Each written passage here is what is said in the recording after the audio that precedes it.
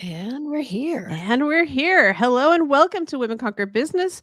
My name is Jen McFarland. I'm joined by Shelley Carney. Today we are going to talk about content marketing 101, the art of stopping the scroll. And isn't that fundamentally what everybody's making so much content, whether it's on social media, your blog, videos, and really what you want is to make something meaningful that people stop what they're doing amidst everybody else's content and pay attention to you and what you're offering. And content marketing is one of the few things that small businesses can do to build a loyal following and generate leads. So, we're going to talk about the basics, including what the heck content marketing is, why it's important, and how to get started. So, before we begin, though, we always like to open with a little bit about what's going on with us. So, That's right. hey, how you doing, Hello. Shelley? Hey, happy Cinco de Mayo, everybody. Woohoo. Uh, Woohoo! maybe a little, Cinco de Mayo. I don't know.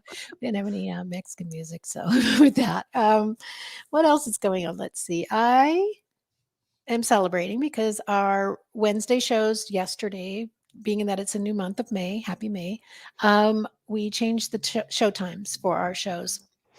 The 1 o'clock moved to 5 p.m. and we added on an additional 7 p.m. show. So we have two shows on Wednesdays now.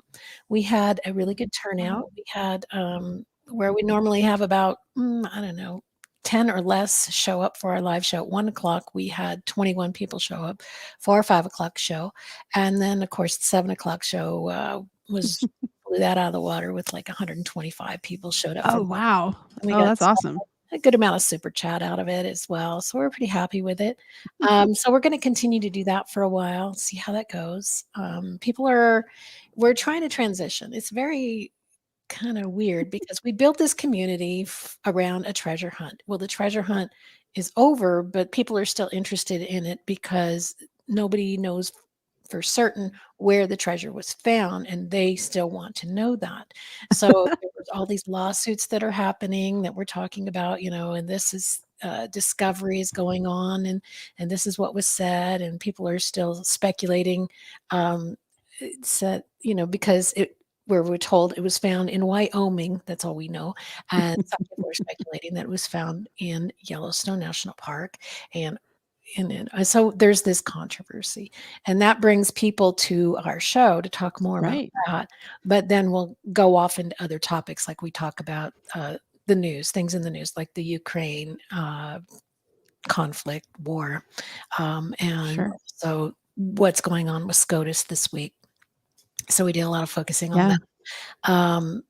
But the treasure stuff brings them in, and then we're trying to transition them into thinking about, let's also talk about other news that's of importance to the world instead of just this one Just tiny, one you know, sliver, the of the slice of yeah, but people love controversy. I mean, that's one thing that really gets people interested. And I would say that, you know, kind of related to what we're talking about today, but I have a blog post that's just going crazy right now and continuing to go crazy, and it's the one about ClickFunnels because I'm one of the only people who says, "Hey, you need to think twice before investing in this. Here's why. yeah. Here's who it's good for. Here's who it's not good for." That's controversial because there aren't a lot of people who are in my industry as a full-time marketer and marketing coach that are willing to put themselves out there and say, "Hey, wait a minute, most people aren't just one funnel away."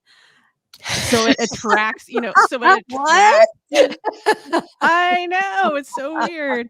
But that's the tagline, I think, for It is. ClickFunnels is you're one funnel away. That's right. And so my argument, so I made an argument, I made a case in this blog post about that, and people I think some people disagree, some people agree, and it's taking a stand that is what gets people to come in. So I guess that's the first lesson is like, there's all this controversy around finding the treasure and where, and everyone wants to argue it Yes. when the answers might not be there. And I think you could say the same about, I'm a geek. I talk about software, and I think that that's, um, I can come up. I can come up with a lot of controversy around it. Yeah, yeah. Um, Polarizing ideas really do bring the people out to participate. They get right. excited about And they that. get like eyeballs Yeah, and earballs. I don't know if that's a thing, but I don't know what else to call it. Like, so if anybody ear has a holes, comment about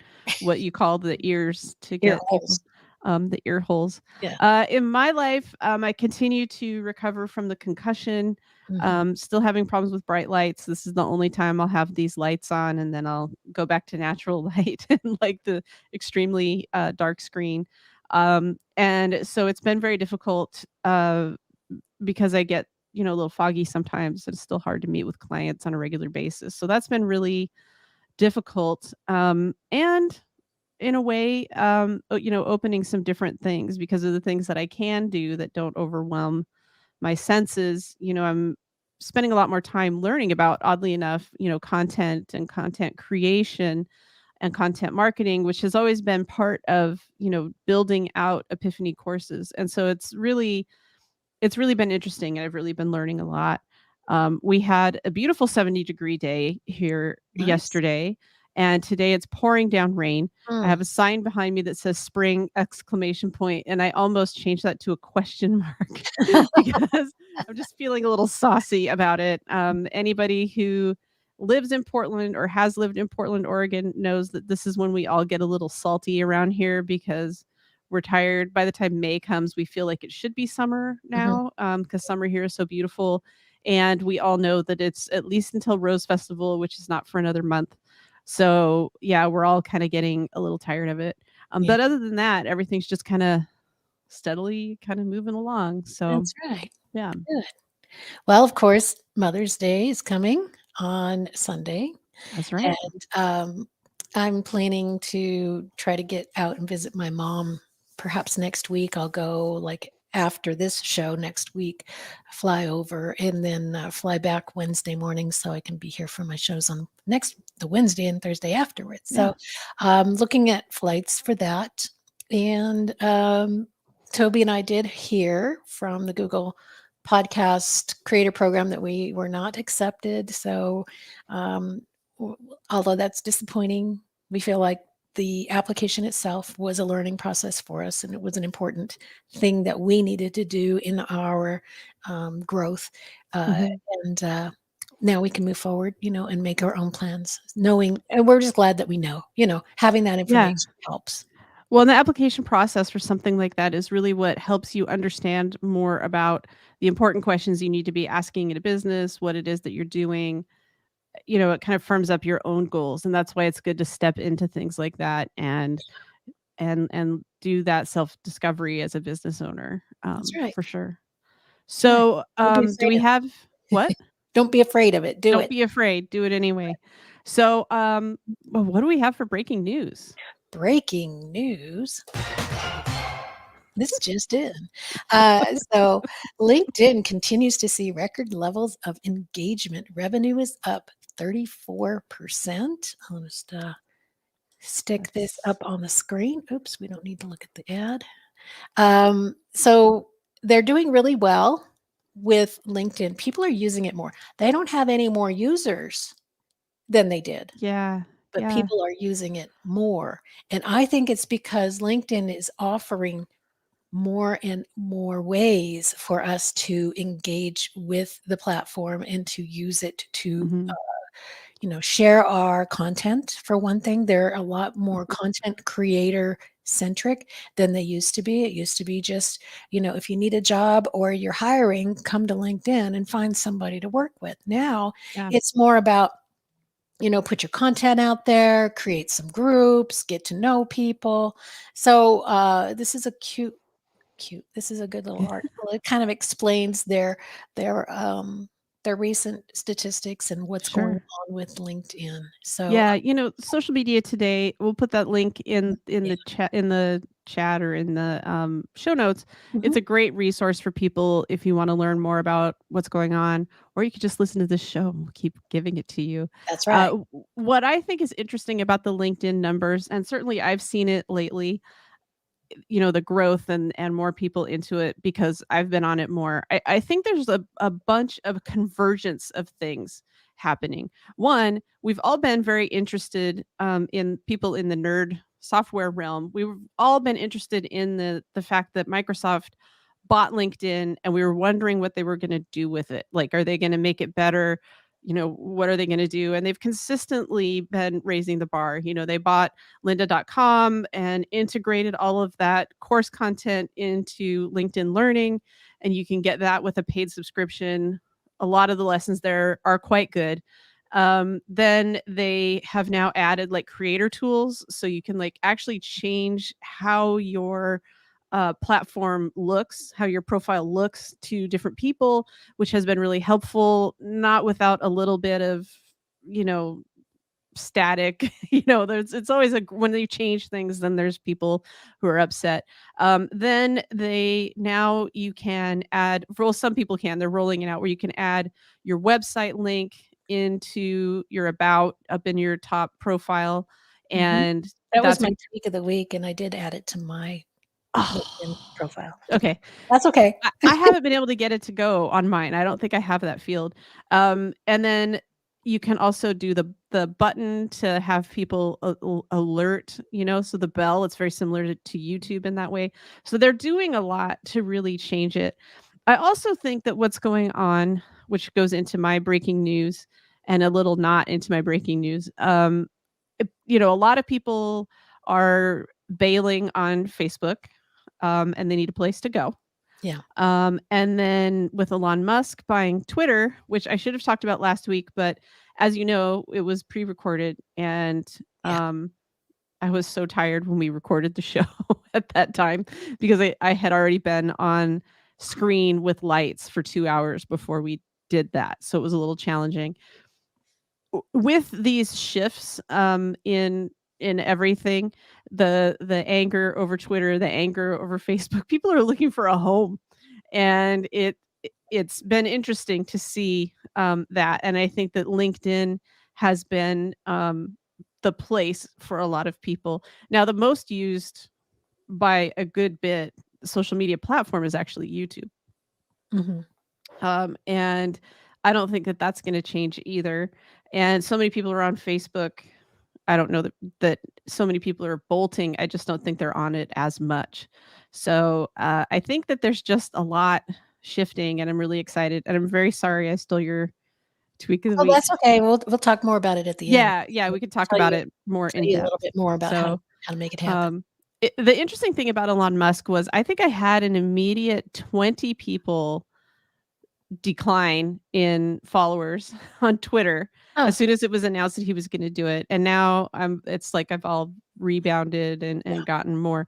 Not that I I really try not to track be it that. reactionary about things like that. Just Yeah. wait and see. Well, I mean, it's not even, the deal hasn't even gone through yet. So many Mhm. things could happen. I read yesterday he's still looking for another 10 billion or something to like make it happen. So Mhm. there's a lot that could happen. I don't think we know.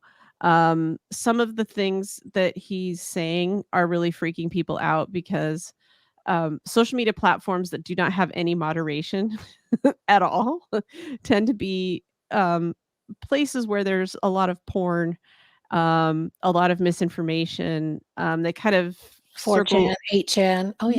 yeah, I mean, they kind of circle the drain into like areas that, mainstream people don't want to be confronted with all the time. So moderation is actually a good thing.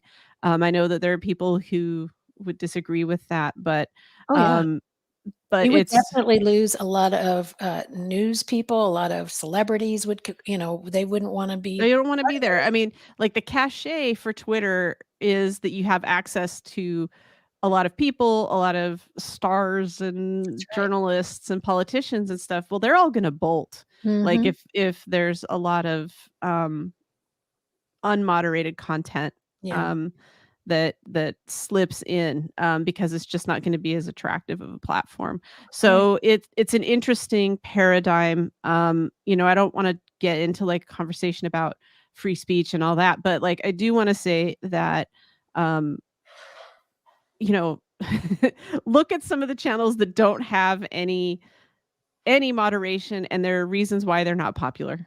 I will say Yeah. that, Yeah.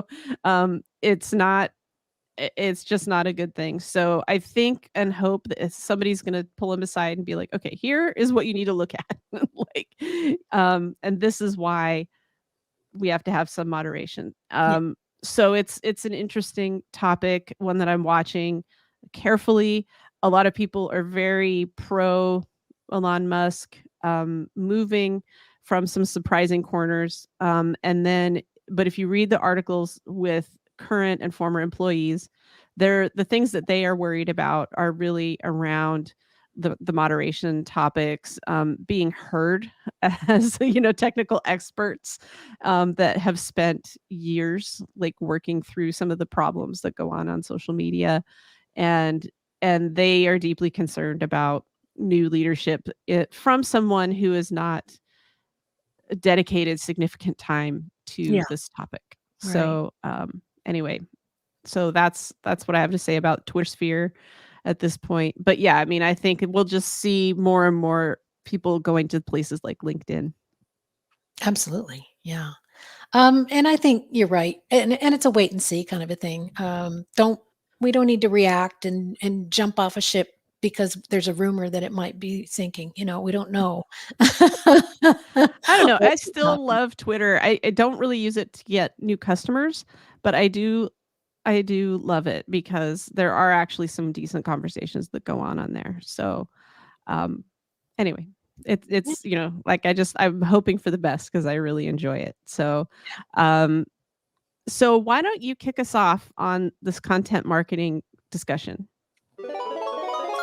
all right. Content marketing is a marketing strategy used to attract, engage, and retain an audience by creating and sharing relevant articles, videos, podcasts, and other media. This approach establishes expertise, promotes brand awareness, and keeps your business top of mind when it's time to buy what you sell. I got that off of Google, so I'm not all that smart and concise all the time, but I thought that was a really good definition of content marketing, and it includes a lot of information in there. So let's start unpacking that. Um, Content marketing is mostly about putting things out into the world to share who you are and what you're about. Mhm. What do you think? Yeah. Yeah, I mean, that's definitely it. I think, and it's about consistency, as you know, because you talk to me about it a lot. Yes, And I consistency is the overall consistency is the overall thing, and I know that I talk about consistency a lot. Typically, when I talk about consistency, it's within the category of goals, but your content marketing should have goals attached to it, so that makes a lot of sense. You can't just it's like going to the gym, you can't go once and be in shape, you have to be consistent Yeah. about it, and it's the same thing in your marketing, it's the same thing in content marketing, certainly, and in goals in general. If you wanna make reach your goals, you have to find that thing that you like to do enough that you're gonna do it consistently, Mhm. and, certainly that's the case with content marketing.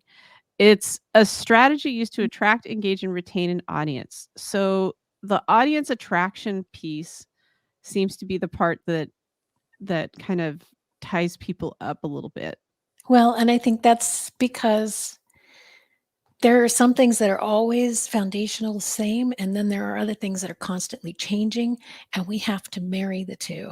Yeah. So people are always gonna want connection. They're Mhm, always gonna want authentic conversations, transparency. They're gonna want to listen to somebody they know they can trust, and we have to mhm. build that trust, and that is a foundational thing that's always been a part of humanity. But then we have these other things that are like, okay, short attention span. Let's watch, TikTok or Reels or what are we going to which platform is best and what's hot right now and so you have all of that buzzing in your ear while you're trying to Sure. focus on the authentic conversations and transparency. It's like trying to put the two together. It's true, and, I'm seeing a lot one of the things I just said about that I like about Twitter is that there are some good conversations going on there, and the underlying theme that I'm seeing because as somebody who teaches digital marketing over and over and over again, like, I can change my presentation every day and talk about all of the things that are happening that are different. And I do tend to change my presentations all the time when I speak to groups, like I did earlier this week when I was talking about some of the most important digital marketing that any business can use. It's like the 5 most important things. And but the interesting thing, and what a lot of people are talking about in marketing groups around social media, is that it's that thing that you just said, which is people don't change, but how you connect with them does. And I would argue that you don't need to be distracted by necessarily all of the hot trends. You just need to find your lane and that thing that you like and want to do, and where your people are most of the time, and don't worry about all the distractions. That's my take on it. What do you think? I think absolutely you need to define your audience. Who is your audience? And for most of us as content creators and entrepreneurs, our audience is people who are like us. There may be 1 or 2 steps behind us, but they're in the same path. So the people who want to be, for me, content creators as an encore entrepreneur in the second half of life, Mhm. I speak to them because that's who I am and that's where I was. And this is what I've learned over the last 10 years. And I want to share it with them and bring them along with me. And I have Certainly. defined my Yeah. audience, and everybody needs to do that, because once you've defined your audience, I know that older people in my generation are more likely to be on either YouTube or Facebook or LinkedIn than they are Instagram or TikTok. Those seem to be towards a younger crowd. So I don't focus on those. Um, and that's something that we Yeah. need to understand, is who are we trying to speak to, and where are they? Absolutely. And Instagram, it's interesting. They're shifting now away from being like a photography platform and into video. Certainly with the model that you use, Instagram hasn't really lent itself really to easily, build an audience and share, because so much is based on video. How does that change? I don't know. I think they're making more of a play to be like TikTok or a TikTok alternative. Mhm. And so it still may not be where Those platforms are the same thing mid-career that we're trying people, to do. They're trying to go, "Okay, what's Yeah, hot? What's working? Let's do that." right. Yeah. And it's interesting because fundamentally, Facebook is really popular with encore entrepreneurs, and YouTube, people forget, is like used by everybody for different and varying reasons. So I think that, yeah, it's just about finding the place and knowing how to solve it. I do think that we need to have a class, a podcast episode about YouTube. We had a big brainstorming session because we're trying to be more intentional with the podcast around planning, and we made this big list. And then it was like afterwards, because Shelley says things like she did earlier where she's like, we had all these super comments or what, and I don't even know what all of that stuff means. Like, super special power up comments in Super YouTube, and chat. then super chat, and I think that that's, there's a lot of intricacies to some of these programs. And as somebody who's even been on YouTube and made videos and stuff, like, it's largely still a mystery to me. And so I think that there are certain platforms that are useful to people, but then there's so much out there. It seems like you can't be an expert in everything. So you kind of have to pick so that you can consistently create and not frustrate yourself. Would you agree with that? Absolutely. Pick your primary platform. Go ahead and be everywhere, but pick one platform to really focus on, really get to know all the intricacies of it, how it works, how to grow it. Get your little helpers. Like if it's YouTube, you may want to have vidIQ and or TubeBuddy helping you with your SEO and your planning. And those are great apps to help you with that. And they have free levels, and then they move on up from there. And you can make the decision about how much you want that help. But when you focus on one platform like that, then you can really, double down and strengthen that one platform, and it Mhm. will help strengthen all your other social media accounts at the same time. Yeah, and certainly when I teach digital marketing to beginning businesses, I always say, pick 1 to 2 platforms, focus on those, drive all of your traffic there. In my own business, I focus primarily on LinkedIn for outreach and awareness. And then, obviously, I've been working a little bit on YouTube and trying to trying to demystify YouTube to an extent. I create a podcast because it's easier for me to talk and share quickly. But my true passion is actually blogging, which is why there's a lot of blogs on my website. So it's also about like finding the thing that you like to do. Um, and that could be going through a system and a process like Shelley advocates for, or it could be like, I just want to do this one thing.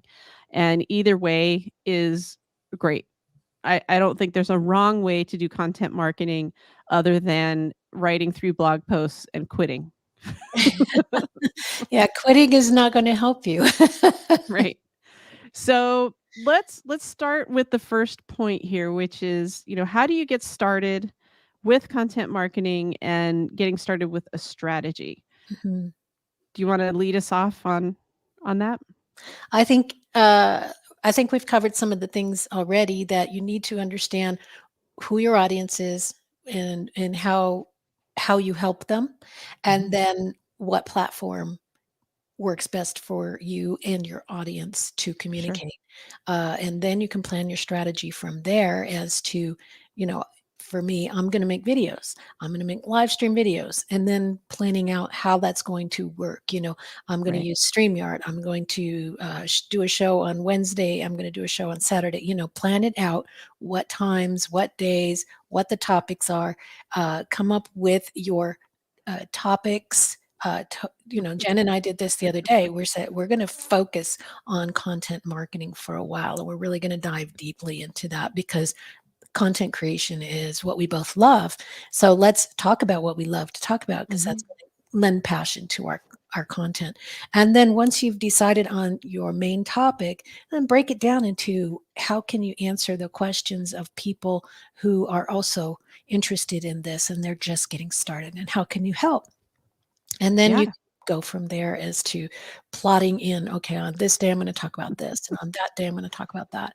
And then once you have the bones, the skeleton of your structure, then you can start plugging in other things like a podcast or blog or a Sure. newsletter or a lead magnet to build an email list. All of that thing, you start plugging that into your skeleton, and then you've got a whole fleshed out body.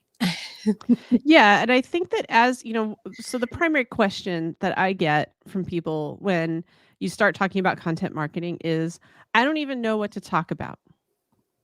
And when I get that question, one of the first things that I mention to people is it's really important to pay attention to the questions that you're getting over and over again as a business owner. And those are the things that you need to be talking about. You need to be paying attention to the questions that you're getting and answer them. Content marketing, SEO, it's really about answering customer questions. I think I've talked about that on here before. So it is about paying attention, writing them down, and then answering them with intentionality. It's also about talking about the things sometimes that people don't know they should be paying attention to, but because you see the same problems over and over again. So when you go to like put down what it is that you want to talk about when you're crafting those topics, like I would really encourage you to think in those terms because those are ways that you can really strategize around it and think about the broad strokes of all the things that you share with people in your business. Yeah. Like listening. Are Um, you still there, Shelley? Is this and thing that's on? why Like it's important to know who you're speaking to and what their problems are. Because once you've defined that, I think for me, topics come easy and fast because it's like, okay, what did I just learn this week or last week? I'm going to talk about that because uh, right. my people need to know this because they do the same things that I do. Once you've defined who your audience is and you know intimately what their problems are because those are the things that you yourself went through. I think it makes it so much easier to come up with things to talk about. I totally agreed. And there's so many different ways of doing it. There's a book that I really like. And of course, I'm looking, and I think it's actually behind me, that I'll put in the chat. But it goes into all of the different ways that you can think about your expertise and help you clearly define like the different things that you could be doing as a thought leader. I think it's called the Thought Leaders Practice, and yeah, it's called the Thought Leaders Practice. And I had a guest. Her name was Sally Foley Lewis. She was like one of my first podcast interviews. And she's like, we just really hit it off. And she sent me this book. And I was like, this is amazing. And it kind of goes into how you share your content. It's not a content marketing book, it's more about how do you talk about your expertise. Mm. And I think it's a really good place for people to get started if they feel like they don't know what they could be talking about. It kind of puts it in a different framework. And it's a really great, yeah, I mean, it's a really Cool. great tool. Yeah. So, okay, so you plan your strategy. Like that's the what am I going to create, and what's it going to be about? Hmm. Okay, what happens next? What happens next is start setting your goals, right? Am I building a business? Am I building an audience? Uh, and if so, what kind of a business is it? What are my goals for that business? Mhm. Or what are my goals for that audience? And how do I want to grow that audience? Do I want it to become a community? Do I eventually want a membership? You want to look down the road at where this is taking you and make sure that you have that vision written down as something that you're heading towards, because you need to know your destination, or you're just going to be wandering around and following shiny objects all the time. Yeah, you don't want to follow the shiny objects all the time. They're kind of fun for a little while, but long term, they're not going to help. So I also say, so you need to have those bigger goals, but you also need to have a lot of milestones along the way. And it's something that I'm learning by being in, at this point, I don't know how I did this to myself, multiple creator programs. And it seems, and we have some resources we're going to share with you how long it takes to really build these things out. Like bear in mind that getting a podcast following is the long game, or Yes. having a blog that's super successful is the long game. I mean, I've been writing blog posts for years, and it took me a long time before I hit this gold with a ClickFunnels review, and it was because it sparks a little controversy. So, knowing your goal, I would say a reasonable first goal is, can I slowly grow and get more attention, like on social media? Can I Mhm. pay attention to some metrics, whether it's visitors to your website, people downloading a podcast, or and this is a harder one to track. There are some metrics in social media, but it's a little harder to figure out if you're increasing engagement and getting more, unless you're using a social media scheduler, which I really encourage people to do.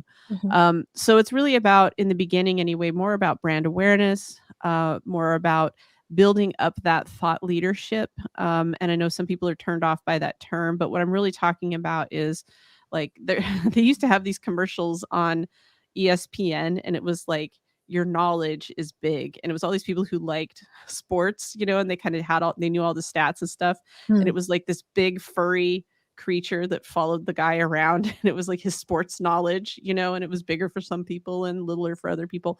And that's really what we're talking about here. You are growing your knowledge so that it follows you around, and then people look at you and say, oh yeah, no, I know that person. They know everything there is to know about acupuncture, or they know everything there is to know about building a small business.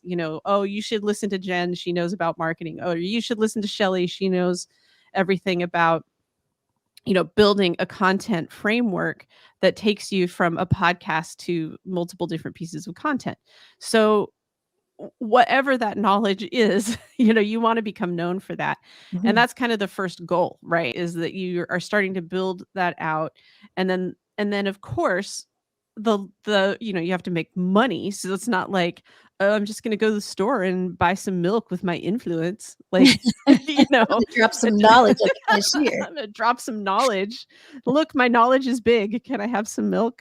I mean, it doesn't really work that way. I wish it did, you know? So one of the goals certainly has to be around revenue and, like, how you're driving people into services, um, because you're creating this content, you're sharing this to make money. Just know that content marketing is in fact the long game, and it's not like an instant, like, I'm gonna get a membership, I'm gonna get a following, I'm gonna sell hundreds of millions of dollars worth of courses or whatever. So, knowing your goal in the long term, but also realizing that you have to do all these checkpoints along the way, I think is really helpful. And I think it helps keep you from getting super discouraged. Would Mhm. you agree And with in the that? beginning, especially, your goals can be a little fuzzy, a little, I want more of this, and I want, and to have numbers is difficult. I was reading an article this week that helped me a little bit because it said if you have 26 or more downloads per week on your podcast episodes, you are in the top 50% of Yeah. podcasters. So I was like, oh, well, there's a number that I aim for now. So if you go out Yeah. and look at those types of statistics and you say, okay, I'm going to aim for 26 downloads a week, or, if you say, then, those numbers are really helpful. Then you have something to drive towards, and it tells you, it informs you where you're at and where you still need to improve. Whereas with, I just want to be known in my field for being great as a encore entrepreneur, content creator. Great. What's that do for you? Where's the numbers? Right. That's what I mean. Like, yeah, that's why you have to have something that's telling you that it's steadily increasing. I used to have this really, and I'm thinking about dusting it off and bringing it back. I used to have a spreadsheet that I would fill out at the beginning of every month that was like, number of followers, number of traffic, revenue. I kind of put everything in there, and it was mostly just so that I could say, like, okay, like, how is this, how are things tracking?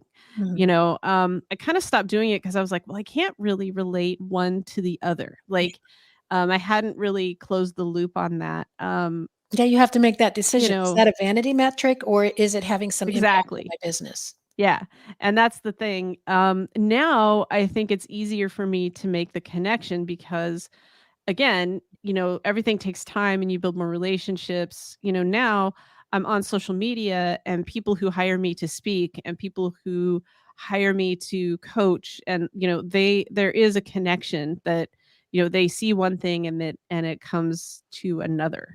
Like, I can close the loop a little bit more. The thing about content marketing, until you start running ads or really doing some things with intention, it may be difficult at times to differentiate between vanity metrics and cold hard cash. You have to ask people, how did you find me? What brought you to me, so that you can start to trace a lot of that stuff. I mean, for me, it's speaking. I get people from speaking. They subscribe, they hire me, they hear about me. Like, one of my best clients came based on somebody who saw me speak a year prior, and they learned about me and then hired me based on the recommendation of somebody else. So, like, sometimes you have to figure out the goals. I mean, certainly number of downloads and things like that, those are nice, and it gives you a sense of how you're tracking in terms of visibility, discoverability, possibly. Um, but it can also be kind of a vanity metric as well. I mean, Mhm. this show is in the top 3% of all podcasts, which is a great vanity metric. It's wonderful. And like, there are some other goals that I have around it that I think are more tangible as a business owner, around, like, saying, okay, it's in the top 3%, and I can make this connection to it in other areas of my business beyond it just being fun. Right, and I mean, you can use that statistic because you know it.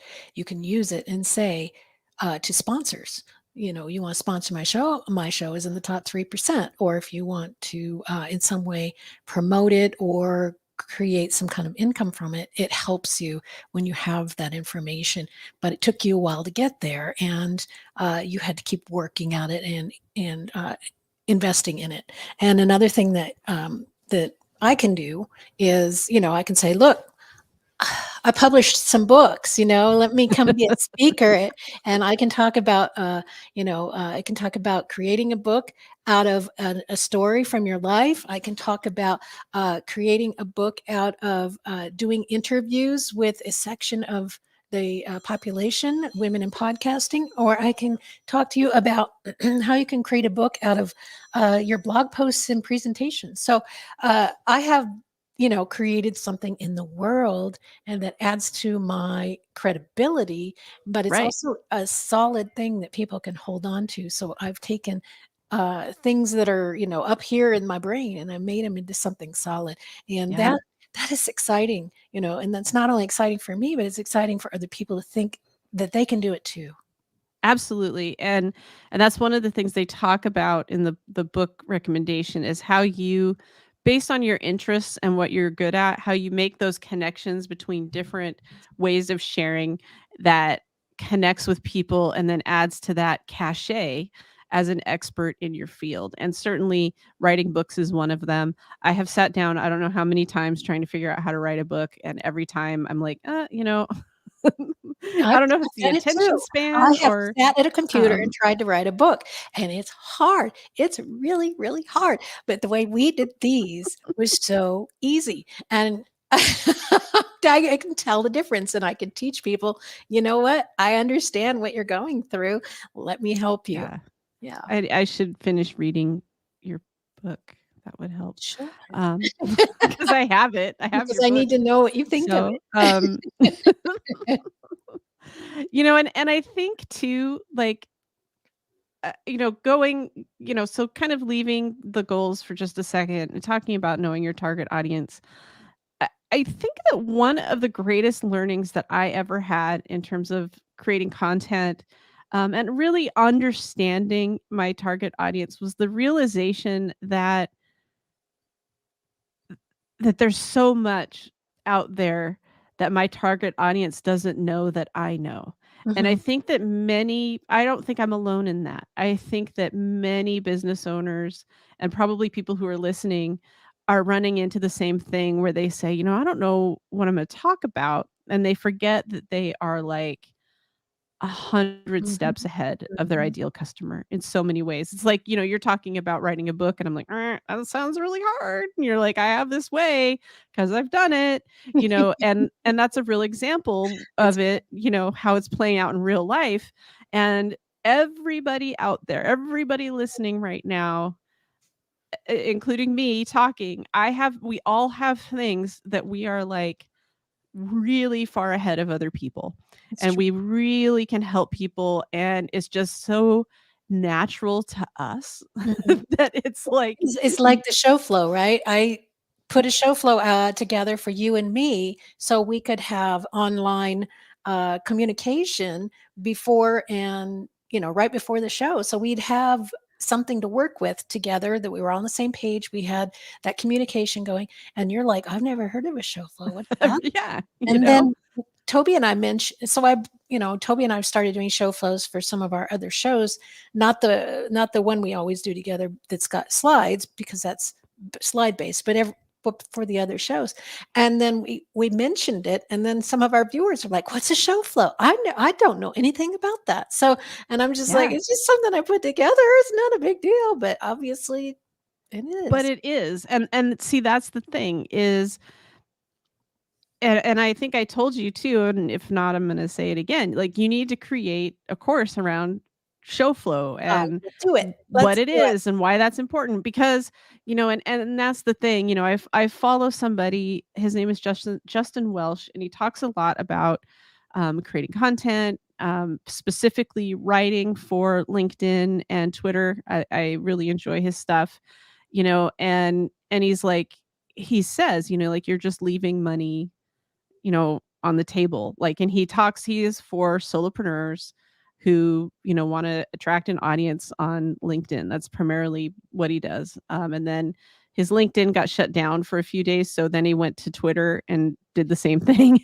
So now he's got like two places, but he his example for leaving money on the table was there are things that you know that others don't. Look, I made this other course and look at how much money I made by just taking all the questions I get and answering them in one place. And he's been very successful in creating his little corner of the internet around some of these different topics. And then his coaching has like exploded in ways that, because he's attracted an audience, he's gotten them on his email list. He has a very um, successful and interesting newsletter that comes out every Saturday, and it's just like a wheel, it's like creating a flywheel. And that's really the thing that content marketing can do for you. You can create that flywheel. It just takes a while sometimes for it to get going, Mhm. where you're like, okay, I'm creating content here, I'm attracting people here, I have an offer, and that's really what it can do. And that's why it can be really successful. But it all starts with knowing who it is that you're talking to and getting really specific with them. That's right. Target audience.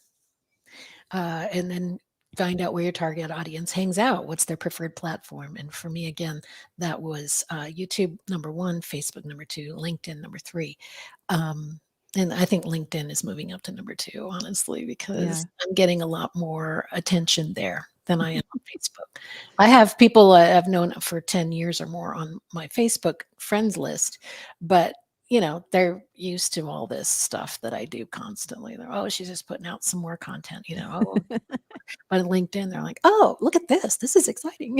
Right. And you've been growing like your LinkedIn newsletter Mhm. and really positioning yourself. And I want to encourage everybody out there, if you are curious and want to get really in the weeds about social media and your demographic, and if they are out there where they are, I encourage you to do a search on Google for the Pew Research Center social media use. It is for the United States, so if you are not targeting people in America, it won't be as useful to you.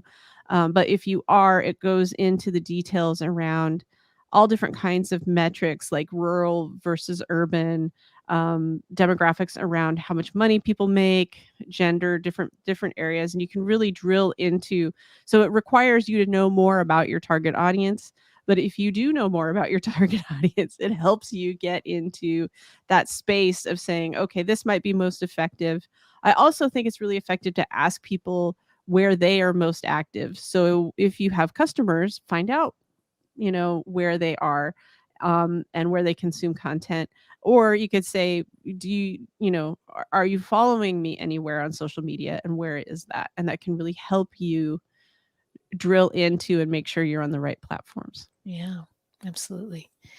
Um, and then find out what kind of media they like. Do they prefer to read or listen or watch a video? Or, is there a combination that they want? Do they want something showing up in their inbox once a week? Are they get them on your email list for that? How do they consume content, and what do they Mhm. enjoy the most? Are they doing it on their Yeah. phone? Are they doing it on their laptop, their tablet, or their desktop computer? And that can make a difference as well. Absolutely, and I think that, for me, that's, like, one of the greatest things about the model that you use is you're kind of hitting all the high points, right? So people who like to read, they can get to a blog post, people who like to watch videos, that's on YouTube, That's and right. people who like to listen, there's a podcast. So you certainly don't have to go into that level of complexity, but if you do find that people are kinda all over the place, in terms of what they like, there is a very easy method that Shelley teaches around kind of doing that kind of omni-channel approach of being everywhere. Um, I think the most important thing is to get started. Just Absolutely. start doing something. Mhm. Because you can't get better until you start. Yeah. We're going to talk about that in the tweaks of the week. Like, Yeah, it takes a lot longer than you think to get good at it. yeah. So So, how can they get good at it? Should they visit the Women Conquer Biz website? Can they oh, learn I would more there? certainly say, yeah. I mean, so go check it out. If you haven't gone to the new website, womenconquerbiz.com, There's a lot of great resources there. And I've started a weekly newsletter that is one hot tip every week around marketing. Um, it's a quick read, pretty easy.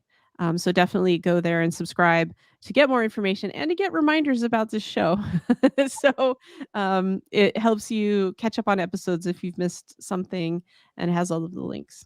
Yeah. Yeah. And where else could they go, Shelley? Well, they can take a look at this awesome book that I have available on Amazon called Livecast Life, and you can learn to set up your home studio simply, quickly, and on a budget. And then you can use that studio to put out content every week, and you can create a live stream video, a podcast, and a blog every week very quickly and easily. And you can get this book at book.livecast.life. That's awesome. Yeah. I still need to finish reading it, as I said before, but what I have read has been really great. Good, good. Yeah. Glad that's helping. That's great. Now we're going to move into our tweaks of the week. Yay. So, LinkedIn, as we talked about, added a profile link for creators. What you do is you just you go into, I believe it's the editing of your profile, and then you get down to the bottom of that, like they pop up another box that you're doing your edits into the box, and at the very bottom it asks you if you have a website link that you want to add, and then when you enter it in there, it just pops it into your your profile right there under your title, so people can click on it or touch it if they're on their phones. So that's kind of cool. I think that's really neat. I don't know why I couldn't get it to work. I think it's still being rolled out. So maybe I just am not in this batch. But it's really important to get that call to action up there. I think it's really great that they added that. Yeah.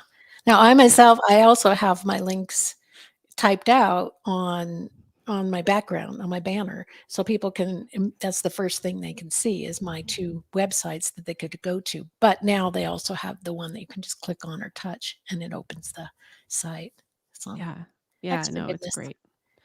And so and getting if you post a lot of content, it doesn't hurt to remind people that they can hit the bell in your profile, and then it means that you get a notification whenever somebody posts something new. And that might be a good thing too. If you really want, you can encourage people to do that. And that might be a really good way to get more followers, to get more engagement. If you're reminding people, Andy Foote and, Justin Welsh and some other people that I'm following on LinkedIn really talk about that. It kind of helps you stay up in the notifications and top of mind. My tweaks of the week, it's so funny. We're starting to talk about content marketing. I'm actually in like 2 different creator programs. As I've talked a little bit about, I've migrated my website to a platform called Ghost. Ghost is entirely created for content creators, and they have a 4-week program. I'm really excited to be in this program and kind of learning not only how to maximize the platform, but also just about content creation from somebody who's much different than maybe a lot of the noise and chatter out there. And I have a couple of links to share about that. One of which is about how to build, your blog with intentionality, and how long it takes. Because like I said, a lot of people write a couple blog posts and then think, well, I'm not getting anything out of this. So why am I going to keep doing it? And in that article, which I was kind of like, wah, wah, it was very much like, consider your first 100 blog posts to be practice. And I was like, oh my gosh, like very